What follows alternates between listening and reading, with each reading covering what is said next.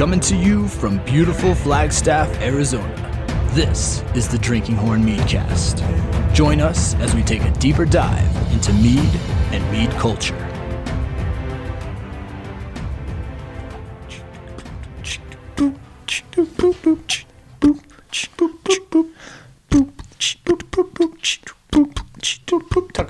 Talk about bees, talk about bees, talk about bees. It's bee time, it's bee time, it's bee time. It's time to rhyme about bees, about bees, about bees, about bees.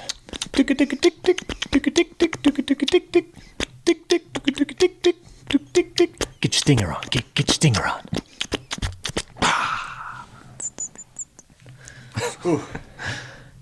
Welcome, ladies and gentlemen, to the Beecast.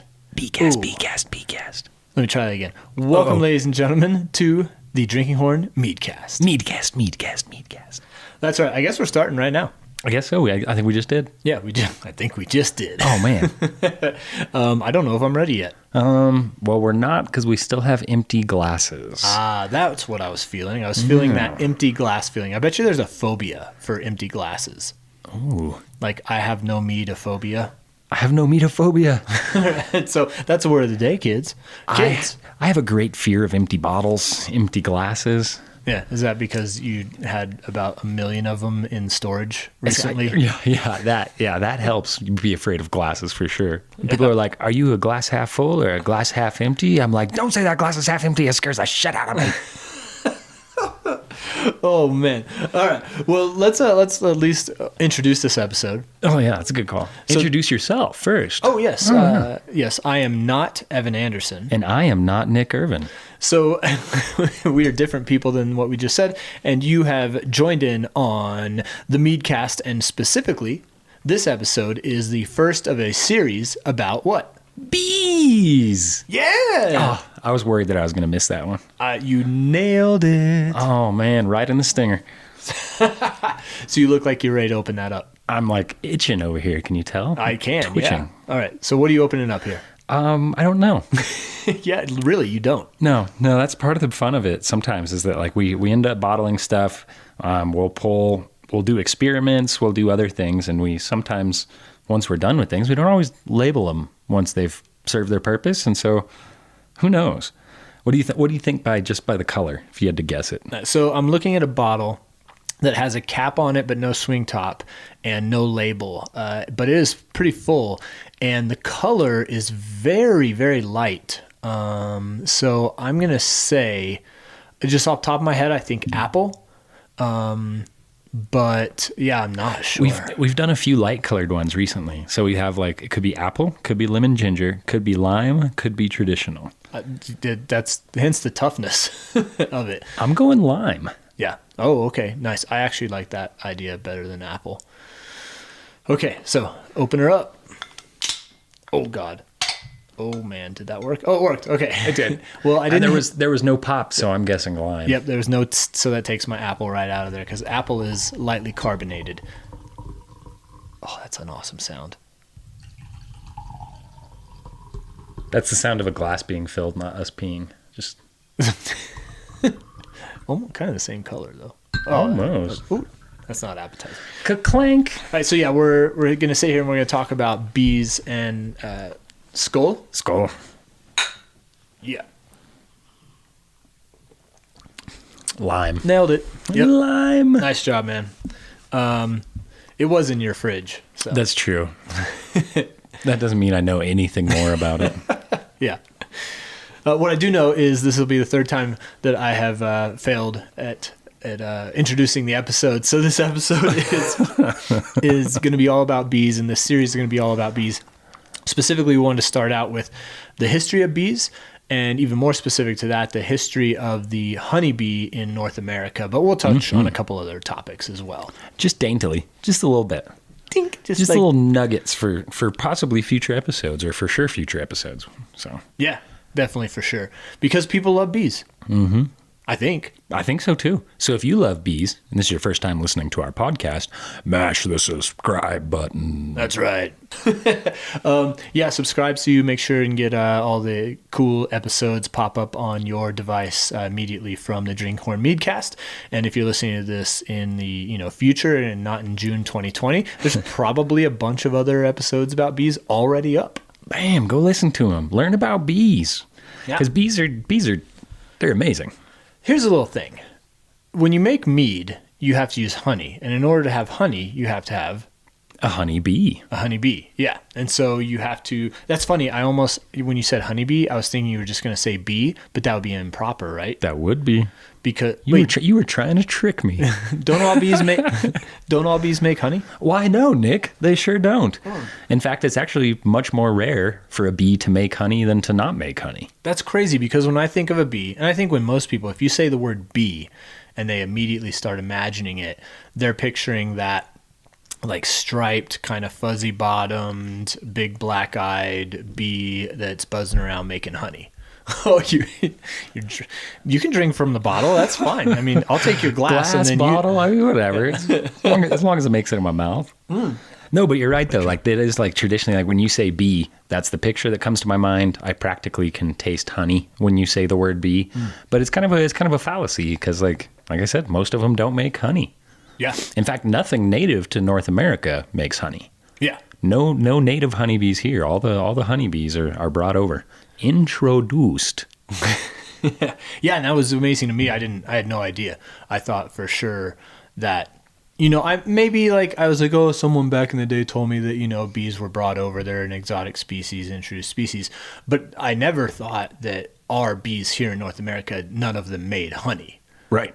I thought, okay, well, the majority of what we see nowadays are introduced honeybees, but there had to be honey, roaming around for bears to eat back before, white settlers came over. Not in North America. Yeah. And possibly not in South America either. There is a species or two down there that supposedly, like there's one in the jungles, in the Amazon, that supposedly makes honey, but it's not like a super confirmed thing, like mini bugs in the Amazon. It'll probably die before we ever get a chance to actually find it or anything. But. Yeah. Being an entomologist in the jungle has got to be so crazy. Oh man, you just like everywhere you look, you just get to name things like left and right. Like you get tired of naming them probably. You just start saying like bug number 1. Bug number 2, right? Bug number 3. Stupid bugs. They're like, that one's not even a bug. Sorry, that's actually something else. So I'm going to throw this wrench in. I was doing a little research as I am growing so fascinated by bees and honey and the science of it and all that stuff. Like I really am. Yeah, chuck that wrench. And so here comes the wrench. They found a fossil in Nevada of a honeybee that used to live here in North America 2 to 3 million years ago. Nice. Yeah. That's some fresh stuff right there then, huh? Yeah. Some recent info. Some pretty damn recent info that they see that this bee was Apis. It was one of the honey bees. And I haven't quite read all about this, about how they know. But I read the abstract, if you will, or the introduction to it, and they talk about that it came from Southeast Asia or Southern Asia, moved northeast, did that whole Bering Strait, when there was the land bridge. Yeah. Or the ice bridge or land bridge or whatever, I don't know what they call it. There's been some recent interesting evidence that is possibly debunking some of the land bridge stuff. Oh, no. Oh, yeah. Well, how the bees get over there. Nobody knows anymore. Who knows anything? Yeah. So somehow that's what they think. They postulate that then came over and then got locked over here and spent a couple million years over here. And then that was the fossil that they found. And so I want to look more into it. Yeah. I want to look more into it and I'll give an update maybe within this episode or in future episodes. But I just want to throw that little wrench in there. I discovered that. Yeah, that's awesome. Yeah. I think that was within the last 4 or 5 years. It's pretty... Stop playing video games over there, Evan. Yeah, so I forget what they're naming it. Starts with an N. Sorry, I got the gurgles. Maybe I shouldn't have eaten lunch right beforehand. Just drink more mead. It'll be fine. Right? Get down there, mead. Yeah. Fix whatever it was I ate for lunch. Overall, though, no honeybees that we know of for at least a couple million years now have produced honey, and that is only a newer revelation that happened within the last, somewhere around 300 years. That's pretty cool. It's kind of like, I mean, there's been a few of those creatures that have possibly previously, historically, been on North America and for whatever reason went away, whether it's like humans ate them all or whatever, and then like later on people bring them back. Mm-hmm. It's pretty interesting. Thinking that, the Earth is kind of old. It's kind of old. It's gone through some cycles. It's been through some shit. Yeah. It's had some things appear and disappear and reappear. Yeah. You can get a whole species shrugged off this planet without it noticing. Yeah. We had no idea. Yeah. So that's cool. I thought that was really neat. And so look forward to more information on that. Maybe on one of our Monday Night Meads. If you're listening to this and we're still doing Monday Night Meads, I want to start doing some bee news and honey news. So. Bees. All right. That's enough of the beesness. Actually, it's not. We got a lot more. No, the whole thing. The whole episode is beesness. If you don't like bees, turn this episode off. Yeah, we'll skip Actually, to it. No. Continue listening because we're going to show you why they're lovely, lovely creatures. Mm-hmm. I hope so. That's our goal. Yeah. All right, let's do it. So there are no native honeybees, except for this whole story that I told, here in North America. So they were brought here. And where were they brought from? Yeah, like everything we have currently, they were brought here. Yeah, and they were brought over. I mean, you said there's a little more evidence possibly in Florida of something maybe being a little bit different from the current line of thought. But it was 1622 when the bees sailed the ocean blue. And Nice. they were brought over here by, I'm going to guess it's Europeans, but it was British? Yeah, the Spanish? The colonization when it was going on. So, 1622, there was a ship log that had like its items that were being brought, Her Majesty's ship, blah, blah, blah. I don't remember what ship it was, which is fine. I'm okay not knowing those details. Yeah. But the log of items that were being brought over to Jamestown, Virginia, in that was bees. And so that's our first recorded history of knowing that bees came over here. Right, the honeybee. We're going to use the word bee a lot to describe lots of things. Let's try not to. We're going to try not to. Yeah, so honeybee. Yeah, the first honeybees brought over. Really, probably the first bees in general that were brought over. I don't think any non-honeybees. Purposefully. Yeah, exactly, purposefully. Because a lot of the other bees that are out there are solitary. Mm-hmm. Yeah, so bringing over hives, there's no real such thing as a hive for a majority of native bees. They're solitary. Yeah. And so they brought them over, and this is like a multi-week journey, like, 3 to 6 weeks to get over here. And so I'm just imagining bees on a boat. Got bees on a boat. Bees on a boat. Stinging everybody so you hope you float. Bees on a boat. Bees on a boat. Ain't no way you're protecting yourself with no coat. Man, it's like when we would do like the overnight bee runs, and like when we're moving bees and you're moving bees, you're doing it at night because they're a lot more likely to all be inside of their hive. So you lose fewer bees in the process. And we do it at night, and it's always just been like this, the most terrible accident you could ever imagine. And then add bees. Like, it just always makes me nervous driving around with bees, because if something happened, like, you're stuck. Like, you're very much in that. And so, like, but on a boat, like, you're really stuck. Like, if they decide to swarm or get angry or something, like, it just sucks to be you. Yeah, absolutely. I do not want to be on that. You get on the boat and like you're just hanging out and you take off from dock. You're like, bye, honey, I'll be back in a couple years. And you're like, cool. Well, I wonder what's on this boat. And then someone says there's like hives of bees on the boat. And you're like, oh, God damn it. Why do I always end up on the bee boats? Every time. If it's not goats, it's bees, I swear. Bad boy. Goats and bees. Jesus. Geese. So you're imagining, or I'm imagining, coming across the ocean, 1622, you've got these hives, and they've been plugged or whatever. And there's a certain way that all bees at that time were, what would you call it, reared or kept, I guess. Kept, So beekeepers in that day, they didn't have hives what me and you think of like the boxes that we use today. With nice little easy to remove trays and all that. Yeah. No. Old beekeeping was not nearly so friendly to the bees. That's true. We'll talk about that too. But so let's talk about the capsule or the container of bees. And it really, like, I didn't put all of these things together until we were actually doing some of the research for this episode. But and I'm blanking out on the name right now, so I'm hoping Nick's gonna help me. Kelp. No. Damn it. Skep. Stupid. This lime must have been an experimentally strong batch. Yeah. No, skep, not kelp. But I was trying to mouth it to you. I didn't pick it up. You almost did. My lip reading isn't so good. Hey, you got the 4 letters right. I'm a dyslexic lip reader. Less dystic. Yeah. Dyslexic. Yes, a skep. Yeah. So a skep, which is cool because it's like when you also, like you said at the beginning, like when you think of bee, when I say beehive, the picture that probably comes into your head is actually a skep. Yeah. And it's that, I mean, it's described when written as like an upside down basket sort of a thing, but it's that like little ridged upside down basket. I'm using my hands for a lot of descriptors, so that works really well for everybody listening.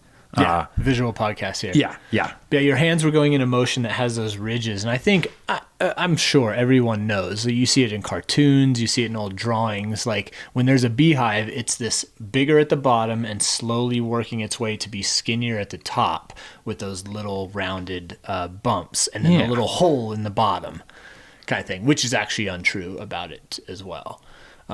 So that's a skep, and we think of that, and that's the international sign of beekeeping too. Yeah. And it's just like, it's a woven basket with a lid on it that's upside down, basically. Yeah. And that's how they would transport their bees. Mm-hmm. It's awesome. Yeah, it's awesome until you have to get honey out of those things. Yeah, and then it's really not awesome for the bees. Yeah, it's a destructive thing because, so these days you can lift those panels up and check on the bees and scrape the honey and put it back. And we have separators, right? So I can actually have whole boxes that don't have any brood in them whatsoever, that just have honey. And there's no way to like separate it in those skeps because it's just everything all in one. So to go and harvest it, you're tearing apart the heart of the hive basically. And so we put on excluders. And so it's this in between boxes. I'll leave the bottom 2 boxes usually for brood and everything else to live in, for the queen to live in. And she lays her eggs in there, and she's significantly larger than the other bees. So we put this like metal excluder, which just looks like a sieve. It's like a filter. Yeah. It's just like a bee filter. And so it lets in worker bees because they're small enough, but the queen can't get into there. And so the bees, up above that sieve, that separator, that excluder will fill in nothing but honey. And it's kind of interesting. Some of those bees will actually just end up living in that upper chunk, and they actually like vomit the honey from one bee to another across this divide sometimes even. They're like too big to get in the hole. They're like, hey buddy, come here. I can't fit today. I know I got to do carry this. I got to get on the bee treadmill and lose a little weight. I can't get through this little excluder. So here, take this for me. Yeah. And what was that noise they make? Oh God! If you've ever heard it, Yeah, I'm sorry for all those people who had it turned up just a little too much. In their car. We're not even going to equalize that sound. No, I'm gonna actually turn it up a little bit. It's like a Spotify exclusive if your sound's just all over the place. Spotify exclusive. So I actually have been with you to the hives a couple times, and hopefully many more journeys, but I've never seen that excluder, and I didn't even know about that. That's really cool. Yeah. And so, but it makes it easy because then when you go to harvest that honey, you have no bee loss. Because when they would harvest these skeps, like they would essentially tear the entire hive apart and basically get the honey out of it, and the rest of the hive gets destroyed. Yeah. Which is pretty much traditionally until like not the Langstroth is like the current hive that we use. And there was a couple more before that, like a top bar hive, which is basically like a big trough that has, separated trays in it. Not separated, but little slats in it. Or you can do the same thing. You can pull up like one piece at a time and look at it, move them around, augment the hive as ever you need to. But like those skeps, you couldn't do that. You just destroyed the hive. And in Africa, there is, it's the bird. I know we've talked about this before. Oh yeah, the honey. not alerter, the honey guide. Honey guide. Yeah. Yeah. That's actually like, it does this to badgers. It also does it to humans. It has a very specific call. And then whether you're a badger or a human, apparently we both respond the same. Way to go, honey badger. And this bird will signal either human or whatever, and then it will actually lead them to a beehive. And in the process of getting honey from the hive, you completely destroyed the hive. Because that's just how, like when you find a wild hive, most often when they're harvesting it, like it just gets destroyed, which is to the benefit of this honey guide, because it goes and it eats the wax. It eats the I don't know if it actually eats the wax. That could have been incorrect. Well, it uses it, I think I read. I think it uses it in its nest, and then it eats the larvae and all that stuff, as well as probably eats some honey. Who doesn't love honey? Yeah. So but it's traditionally very detrimental to the bees. And so to have these, the modern hive, the Langstroth Hive, which came about, 1860s, was a huge development for bees, because now you don't have to damage them so much. You can be very, very gentle. You can access your bees. You can take honey out, and you cannot kill a single thing, which is great. It increased the capacity of anybody who's producing honey significantly, because you're not destroying the thing that's making the product that you want. Yeah, much more sustainable. And it's kind of, to me, it's God, this learning about the different hives is so interesting to me, because it's something that, I'm sure there's like hindsight is 2020 kind of thing, where like, why weren't we doing something that was less destructive before? Because obviously people thought, when I went in through the bottom of this skep and got my honey, I was like, well, I have to make another skep and find some more bees, and wait for them to build all this out. So anyway, that's what they were brought over, to bring it back to what we were talking about, these skeps, or these what you normally think of as honey hives, or beehives, Yeah. honeybee hives, were brought over, and they were somehow like waxed over or plugged, to keep them in there. But that woven material was breathable. So they were able to last that 3 to 6 week journey over, and not, get out and. I wonder if they tried to time it, like doing it over winter or something like that. You know what I mean? Because if you had a skep and you were going to travel it, winter is generally a worse time for storms in the ocean. So I would love to know, like, what time of year, if they picked a certain time, like just like we pick nights to move them. I'm wondering if they picked like winter time to try to sail it, so that like, all right, we can bring these things over in the wintertime, because the bees are all just going to stay inside and happy. And because when we tried to take them last summer, boat didn't make it. Yeah. Or whatever, like it'd be interesting to see. Yeah. I don't know the month. I know 1622 is when that log was, talked about them bringing over. But that's a good question. I wonder if that went into forethought.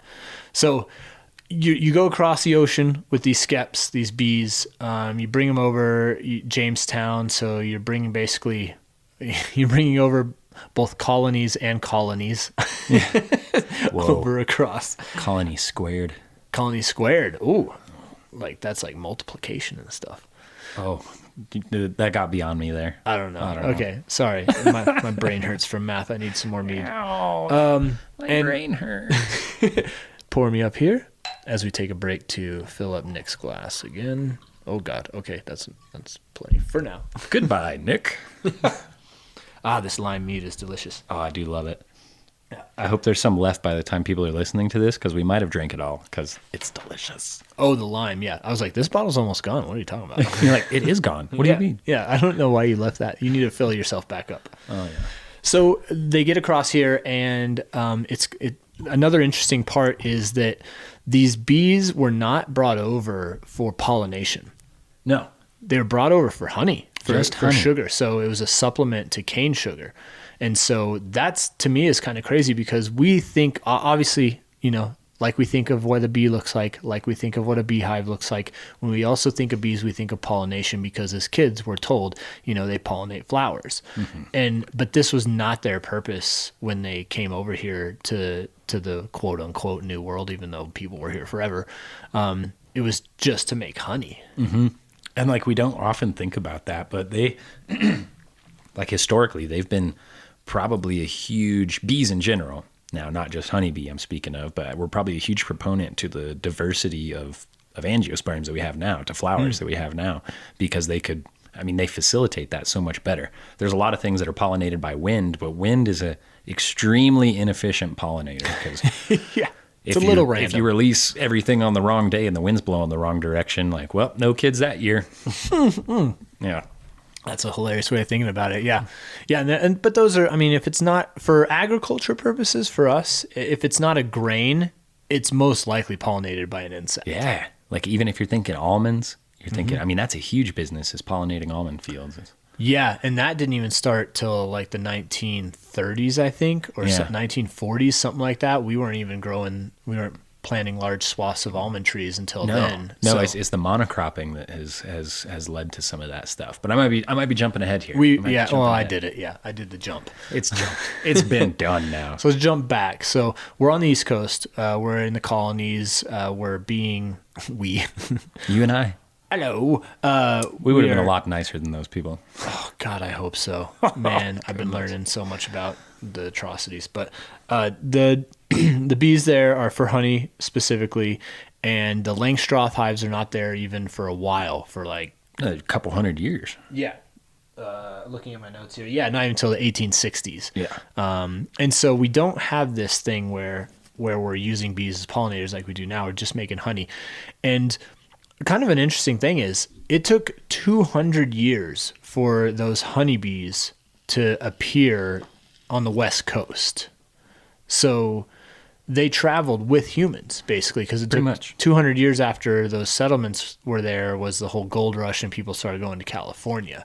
And so bees really were tied pretty specifically to humans, it seems like. Yeah. And it's kind of interesting that they didn't move faster. But as like a species, they weren't migrating that far away. But it also does make sense because like even, I mean, so especially with those skep hives, there was basically one way to have another hive after that skep, after you go to harvest that skep, is you're hoping that it already swarmed before you harvest that skep.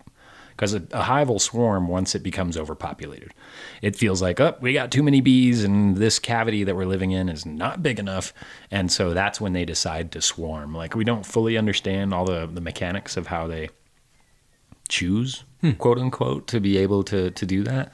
But it is an overpopulation factor on some level. Wow. And so they'll just branch off. And so with these skeps, like you're killing the hive at the end of every year to get that honey. And so if it doesn't swarm, you're not replacing that hive and you have to go out and catch a new one, which I imagine catching a hive back in the day would have just been, I really like my bee suit. Like I like it a lot. Do you think they were wearing bee suits back then? I highly doubt it. Just a bunch of clothes. Yeah. I mean, they didn't have like mesh. Mesh is a kind of a tricky, it hasn't been around for that long. Like maybe they were doing like a thin cloth or something over the face to help prevent bees getting in there. But you see some of these like, more, some of these rural tribes in like the Philippines and stuff like that, where they have all these native honeybees and like they harvest without anything, they're just up there smoking them and cutting comb out. And it's like sometimes like perched on the edge of a cliff, Oh, so it's like, yeah.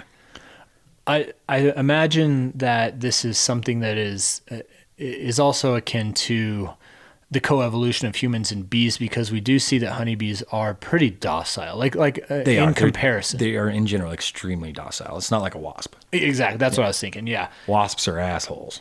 And I still see, yeah, they are. They also eat meat, and whereas bees are pretty much vegetarians. Yeah.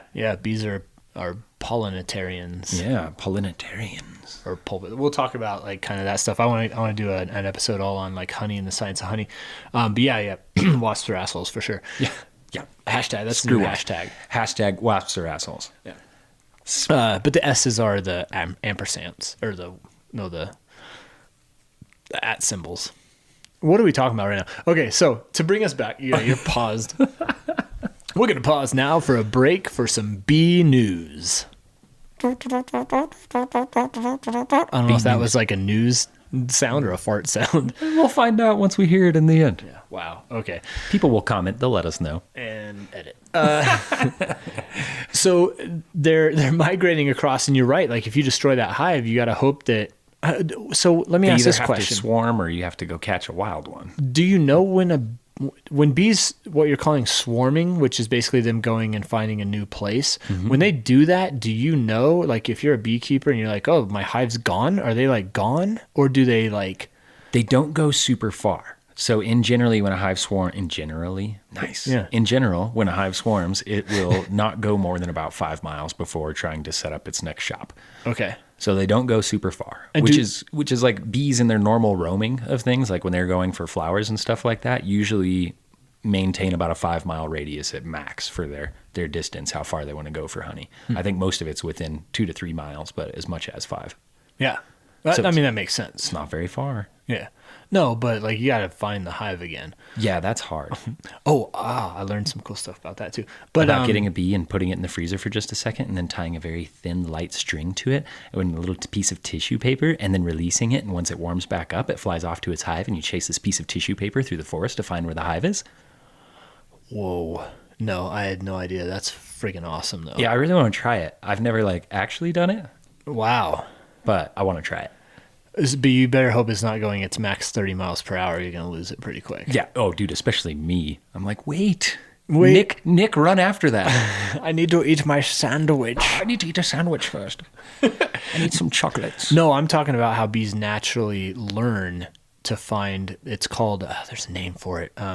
They will fly out about a foot away from the hive. They'll go back to the hive. They'll fly out about 5 feet from the hive. They'll go back to the hive. They'll fly out, 20 feet from the hive, and that time when they're flying out, they're hovering facing the hive. They freaking teach themselves how to get back to the hive, and it takes a while. They go out further and further and further. It's this learning thing. That's so awesome. When we move them, so we moved that hive not too long ago. We moved a hive in a guy's property because he needed to trim the tree, right? So we moved it, but I didn't need to move it out of that orchard. I just needed to move it 30 feet away from the tree that I had it. So I moved the hive. For the next 2 days, bees would leave the hive and go back to the spot where the hive was. Yeah. And it was becoming a bit of a problem because I moved him so that this guy could trim this tree. And now he's just got this pile of angry, pissed off bees wondering what happened? Because you move them overnight. So they just wake up in the morning I'm going to go out. I'm going to forage. I'm going to come back home. And then they're like, I've got a full crop. Where is my home? Yeah, I need to get rid of this. I need to. My legs are covered in pollen. My crop is full of nectar.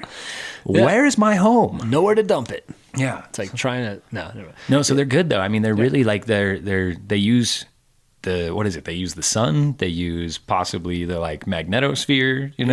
They use all kinds of different methods to orient themselves. Yeah, and little points of interest kind of thing, like trees and big tree on the left, stuff like that. Yeah. So wow, that was a cool tangent, but it was a tangent. Oh yeah, but I can't wait to talk about bees because there's so many things that I had no idea, and I'm really digging. And hopefully, the people listening here, if you have any thoughts, ideas, if you know a lot about bees, or if you want some kind of specific talk about an episode, we will dive in and talk about it. Yeah, or if even we got something wrong, hit us up, let us know. That's true. I'm not always going to be right. Yeah.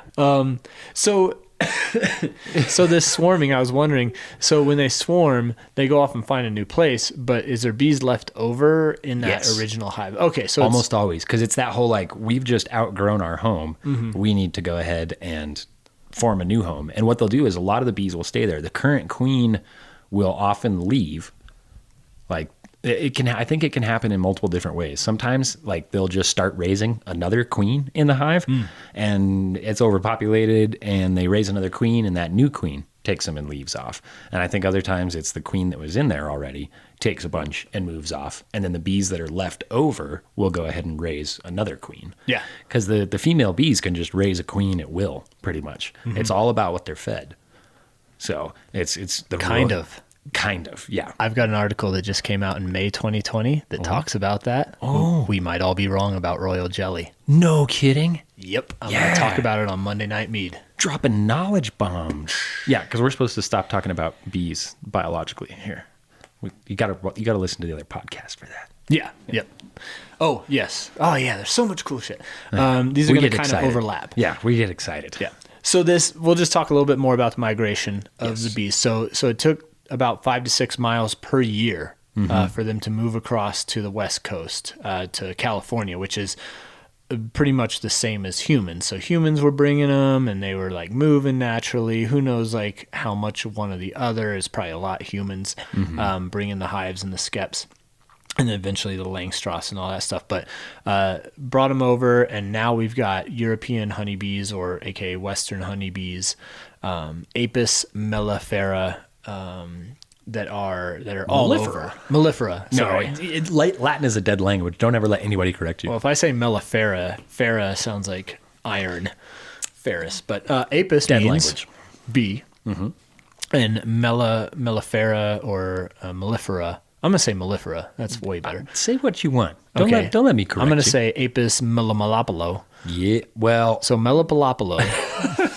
I once knew a guy in Brooklyn. His name was Mellifera. Hey, Apis, huh? Hey, Apis, you want some Apis? Come over here. I got that gabagoo. Wow. Hit me up with some more lime. Oh, it's gone. Oh, you want some of my lime? No, I don't, actually. So, Apis means bee. Mellifera is honey-bearing. And so there are some subspecies, something like 30 different subspecies. But now that honeybee has become so important to us and so widespread, it's all over the world, basically. Everywhere. And it is a docile, makes a lot of honey, is great at collecting propolis, and we'll talk about that sometime too. I'd love to talk about propolis and pollen, and they're just so good at what they do, and they're relatively calm that they become 90% of plants that we know of in some form depend on these European or Western honeybees. Docile honeybees require no suits to work. Yeah. Oh, I've seen so many pictures lately of that since Mademoiselle. Yes. Yeah. Yes. She's one of them. There's ever since starting to work with Drinking Horn Meadery's Instagram, I get all these photos and videos and stuff of people just like, there's a bare hand like pointing at a bee at a hive. I'm like, what are you doing? You crazy man. Put a glove on. Yeah.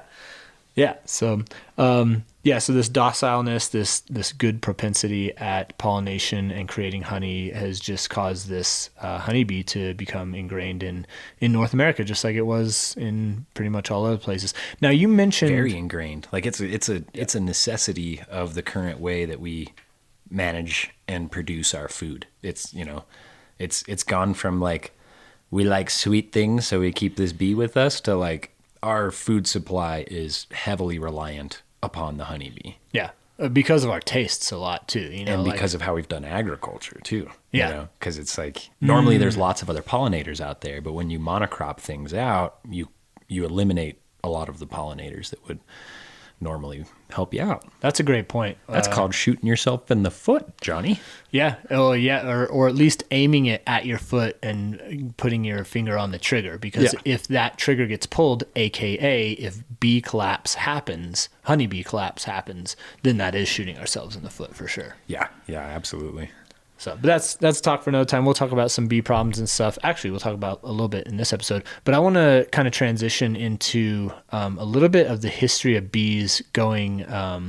We're going to kind of transition, or Quentin Tarantino this, and go backwards to the world bee kind of history. And I'm leaving this up to you because I know nothing about this. Well, and there's to be honest with you, there's a lot of room for studies to be done with it, because it's like the current belief is that it came. The honeybee originated somewhere between the Far East. You have Middle East, Near East, Far East. Which I'm not exactly sure where those lines are drawn, but somewhere between Far East all the way over to like Southeast Asia. So somewhere kind of in that gigantic mountain range, beautiful area. I'm just generalizing, homogenizing all of it. But like it's definitely origins are somewhere in that area for the honeybee. A lot of evidence, maybe not, but at least currently a lot of evidence is kind of looking towards somewhere possibly like Philippines, sort of a South Asia kind of area, mostly because there's 7 species of honeybee, something like that, and all but one live there, as they're native to that area. So anywhere that you see like a huge amount of diversity within a species, you're going to kind of assume that like it's a good likelihood that that's its origins, or at least the oldest place that they currently habitate, that they also used to habitate. Yeah, because you're going to imagine that a place like the Philippines, like that is not like an easy necessarily like trek back and forth. And so like it's much easier to think that they expanded from that area than came to that area in multiple different ways. Yeah, absolutely. So it's just kind of like the most, the shortest link to the answer is generally this. What is it? The simplest answer is generally the best, or some Most sort likely, of Americanism. No, yeah. Simplest answer is usually the most likely. Yeah. And that's a thing where we see. I'm sorry. So you're talking about the. Yeah, and they originated out of there, and then there's a good chance that like there's probably a lot of coevolution going on between humans and bees throughout all of this. It's an excellent energy source, sugar, and like where else in just like the natural world can you find sugar in those kind of concentrations like you can find in honey, right? Like, yeah, nowhere. There's nothing else that's like it. No, it is absolutely unique product. Yeah. So that coevolution happened. People started, not domesticating, but starting to utilize it. And I'm imagining it'd be interesting to check out kind of the history of was there artificial selection? Like, was there humans that had a couple hives, one wasn't producing like the others, so they destroyed it. And that kind of artificial selection. Absolutely. That's how we got bees to be, frankly, like as nice as like a lot of our modern, like the English honeybee being like one of the super nice bees. It's just because when they had an angry one, they would eliminate the hive. Yeah. And so, we've got a super angry hive. We're not going to eliminate it though, folks, because it's fun to have a little fear in your life every now and then. Yeah, one of the hives is definitely, I don't know, a nice word would be energetic. Yeah. Yeah. That's a euphemism. I like it. If you're listening to this and you haven't seen any of our YouTube videos or haven't seen the bee specific ones, what we're talking about, you can check out in Winterizing Bees I think in both parts you can see it, but part 2 is really where you get like a good idea of the energetics of this hive. It is a very productive hive too. Yeah. So like, traits don't always just work in one direction. So like, yeah, this hive is particularly angry, but it also produces it can produce 50 pounds a month. It's a crazy hive. So we actually need to go down probably this week and pull some honey. We should make a new video. I'd love to. Friday. Yeah. You're talking traits. And so I was wondering about some of so we're talking about not only the history of honeybees in North America, but we have to talk about worldwide, and there are some differences in what we've got here and what other places in the world have. Which some of that speciation, right? We mentioned how many like different, and so this starts to get into like subspecies of things, where you have mellifera, Apis mellifera, but then you also have like when you get into subspecies and you get like the Chinese honeybee and the English honeybee and the Russian honeybee and the Africanized honeybee. I don't know why it's just not an African honeybee, but like why you get all that variation going on in there, possibly not just a natural sort of thing. Some of that could have been us as humans taking whatever we used as skeps, 100,000 plus years ago, and transporting our bees around with us as we went. And so that the isolation then of those individual hives started not quite a speciation, but started changing things for the bees themselves, which little did we realize how much of an effect some of that was going to have in our current day life. Yeah, because there's some behaviors that are good in some areas and are absent in others. Yeah. In these differences, and some species have some attitudes and behaviors, and some have are lacking those. We've got a couple examples, and I don't know if you want to kind of talk about some of those examples of, say, what a honeybee in Asia, their behaviors are different than the ones we have here. Oh yeah, I think the best one is most recently represented by the Asian giant hornet that is causing a mostly a media stir more than it is causing any sort of an actual biological concern. No, yeah. So like, and so it's a very big hornet. It's almost 2 inches long. It's a cow of a hornet. Thing is huge. Like it would probably scare the piss out of me. Murbuzz Sting. You're like, ow. you are the most terrible creature. I wish I could milk you. Anyway, sorry.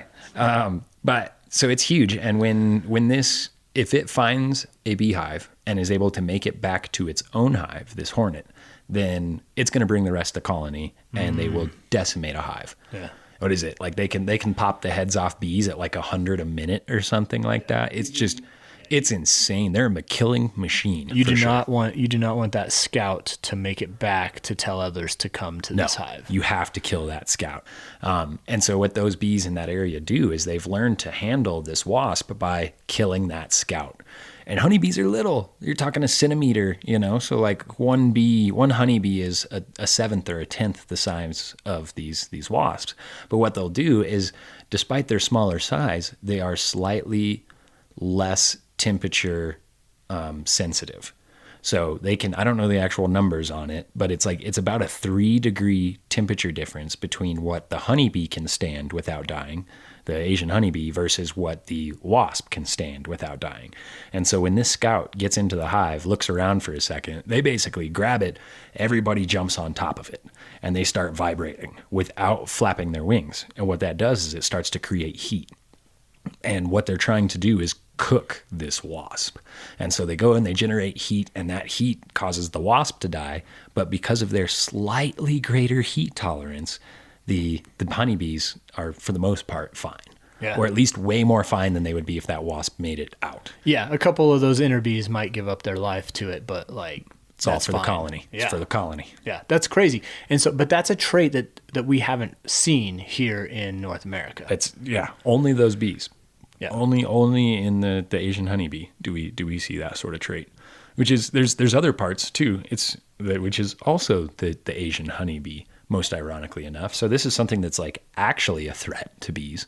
It's possibly one of the causes of colony collapse. It's one of the most imminent threats currently to our bees and therefore to our agriculture as well. I might know what you're talking about. It is the veromite.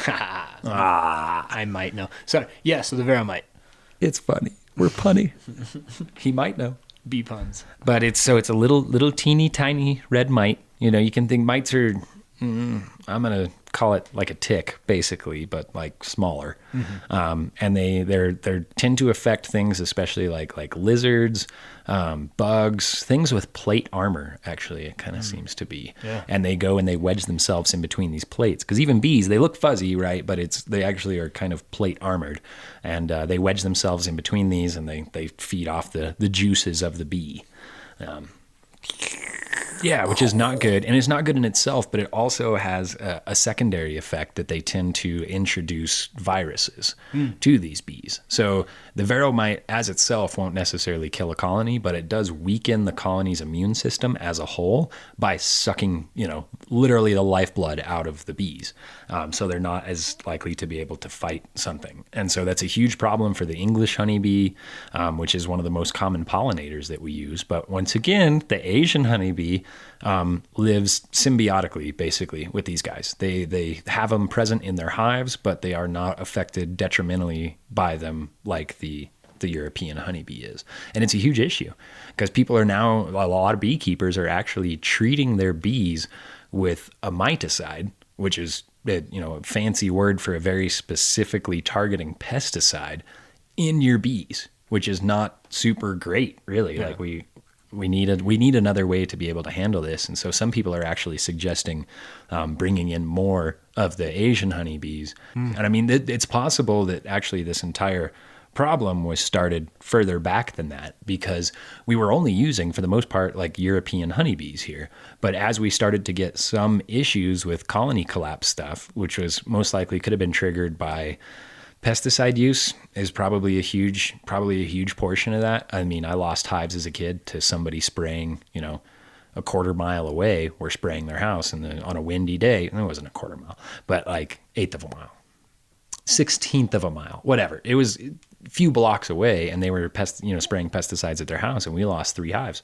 Yeah. Just wind was blowing in the wrong direction, and it totally whacked them. So that probably presented the initial problem. We started bringing in Asian honeybees just because of a lack of enough European honeybees to be able to pollinate everything.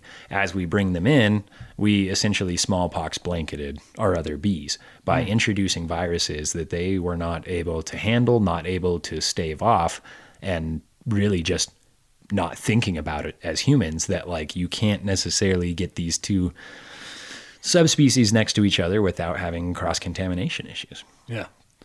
Yeah. And so the reality of that is that, we have a lot to learn about, not only behaviors, like you said, with the giant Asian hornet, but also genetics of being able to fight this off, because absolutely there is now more and more research and grants and stuff going out there to look at the genetics of fighting off this veramite.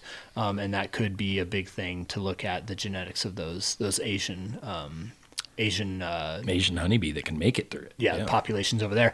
And I actually just recently heard a guy, a major beekeeper, kind of the head of beekeeping in the Barbados area, or in Barbados. And that's an awesome title. Yeah. I am the head beekeeper here in the Barbados Islands. Yeah, cush job. Yeah. Sounds like a pretty nice job. Oh, it's probably terrifying. But he said they had a problem with veramites, but they had no way of dealing with it. The miticide and all this other stuff that chemicals were too expensive to import from mainland United States. So they just suffered through this big loss. But now he's like, they're not that big of a problem, because the bee population has naturally, come back and bounced back with not immunity, but like more immunity to this. Which is the way that nature works, right? Yeah. Something comes in and takes care of a portion of the population, and those that are protected from it are able to we're able to basically repopulate and cause others to not be as affected by things. Yeah, it's crazy. And maybe we'll have a whole, episode on some of the issues that bees have with this whole colony collapse. We're learning a lot. And we're learning a lot. Veramites are, what's it called?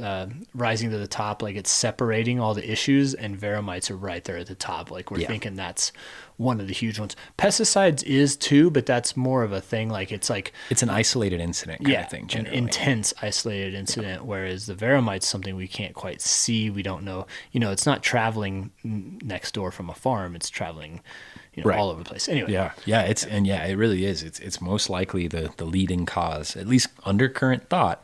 It's, pretty much the leading cause of colony collapse disorder is the veramite. Yeah. So it's a problem. Yeah. So the title of this episode, History of Honeybees in North America, has gone all over the place, but in a good way. It has. I think in a great way. And so this is a little introduction we wanted to give you guys on bees, because we absolutely love them. We couldn't have our mead. You couldn't have your mead without it, because we couldn't have honey. And so bees are so ingrained in our culture and in our libations culture that we have to have a lot of episodes, I think, moving into the future on bees. They're also just kick-ass. Yeah, they really are. Yeah, the more I learn about them, the more I think, like, bees, the science of bees and the science of honey itself and the process has become pretty damn cool. It really has. And that's where we'll definitely get into some more. I want to get in on some native bee stuff too. Yeah. I think it's important aspect of things. It absolutely is. Yeah, native bees are provide services that we use that the European or Western or whatever honeybee can't do. Wrong size. Yeah, wrong size, wrong behaviors. There's something about using like supersonic abilities. So stay tuned for that. Yeah. Bumblebee. The bumblebee is not just adorable, but it's pretty damn cool in what it can do with flowers. It's very advanced. Yeah, that's another one on our Monday Night Meadcast that I think I'm going to talk about this week. They've got thermal vision. Yeah, thermal vision. I didn't even know that. Yeah, apparently there's actually different parts of the petals on a flower will actually have different temperatures. So on top of them being able to see like ultraviolet on these, which we can't see, they also have thermal. So like they can see a pattern in this flower. You're giving it away. I know. You're giving it all away. We got to tease them a little bit. So learn more about the thermal properties. There's cool stuff that bees see Forget everything I said prior. Little Men in Black, like, tink. Yeah, but I'm excited about all these episodes, new episodes. If you enjoyed this episode, go back and listen to more, or go forward and listen to more, depending when you're listening to this. But the number one thing that you guys can do is tell people about the Drinking Horn Meadcast, because that'll get it out into more people's ears. And then the second best thing you can do is to subscribe to the station and then write a review, even if it's good, if it's bad. I mean, give us 5 stars, even if it's bad. But we'd love to hear from you. Like your feedback, your input helps make our Meadcast that much better. Yeah, take a couple seconds and comment. Say, like, I was really interested in what you guys talked about, the science of bees in different parts of the world. Boom. You know what we're going to do? We're going to do more research. We're going to go pull in some experts about that, and we're going to cater to the direction you guys are driving this train. You drive this train. That's right. You're the fuel. I think we drive it, and they're like the fuel. That's more important. I like that. We're going to go off the road. Driver can't get nowhere without fuel. No, and we go off the road a little bit, so that's our fault. Yeah. Good thing we got big tires. Yeah. On our train. Woo. Yeah. All right. Oh, I can hear the exit music starting now. Right, cool. Well, I think we should fill up a little bit more mead and discuss where that train is going next. But thank you guys, everyone, for listening, and definitely send us your comments through Instagram, Facebook, direct messages, wherever. We'll find it. And yeah, go out and love those bees. Cuddle them. Go cuddle a bee. Go cuddle them. Well, all right, leave that bee the fuck alone. But yeah, it's true. Don't touch the bee. Yeah. Touch the bee. Don't do it. Just let them do their thing. All right, well, skull, man. Skull. Oh. Skull.